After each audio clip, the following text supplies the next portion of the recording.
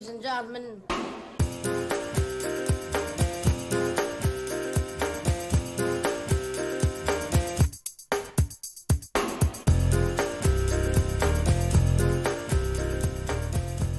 Bonjour Patrice. Bonjour Laurent Comment et ça bonjour va? à tous. Bonne Ça lecture va ce bien matin. Oui, s'il y a de la casse, on laisse casser. C'est ainsi, si l'on en croit l'humanité, que les autorités auraient appréhendé le 1er mai, moyennant quoi il y a eu de la casse et on a laissé casser. Alors l'avantage, c'est qu'il n'y a eu aucune bavure, pas de blessés, pas de morts, zéro faute.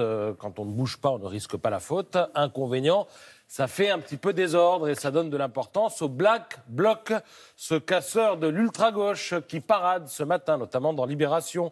Le Black Bloc, il faut le savoir, revendique une philosophie. Ce n'est ni un parti, ni un mouvement, c'est une tactique, une modalité d'action politique qui se forme pour un événement précis et se dissout après, nous explique-t-il ce matin dans l'IB. Le Black Bloc se dit intelligent car il cible sa violence.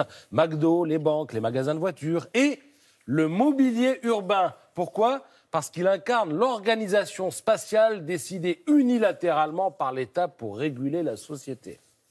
Bon, voilà, il y en a 4 pages comme ça ce matin de cet acabit dans Libération. Ça vous énervera ou ça vous fera rire. C'est selon. Mais ce qui ne devrait pas vous faire rire, eh bien, en revanche, c'est ce qui suit. Figurez-vous que le 1er juillet prochain, le Parlement suédois devrait voter une loi interdisant toute relation sexuelle avec une personne qui n'aurait pas explicitement exprimé son consentement. Cette loi introduira ainsi une nouvelle notion, celle du viol par négligence.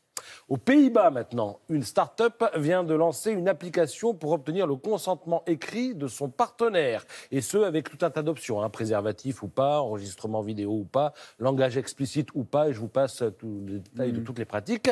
Comme l'écrit Valentine Faure dans Marie-Claire, eh bien, quelque chose, décidément, a changé. Nos conceptions du viol, du consentement et même du sexe heureux ne sont plus tout à fait ce qu'elles étaient encore il y a quelques mois. Évidemment, MeToo et #BalanceTonPort sont passés par là. D'où la bonne idée de Marie-Claire de sonder les femmes pour tenter de savoir si se dessine déjà une nouvelle donne sexuelle, en quelque sorte.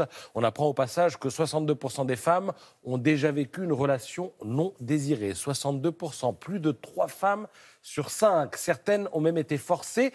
Et si les choses se sont faites, c'est, disent-elles, parce qu'elles ont voulu faire plaisir, ou elles n'ont pas voulu vexer, ou elles n'ont pas su comment réagir sur le coup, tout simplement parce qu'elles ont eu peur de la réaction du partenaire. Entre les hommes qui sont un peu durs de la feuille et ceux qui ne comprennent pas du premier coup, eh bien, il semble que la notion de consentement recouvre un large spectre, bien des hommes profitant de la brèche supposée ou réelle créée par les hésitations féminines.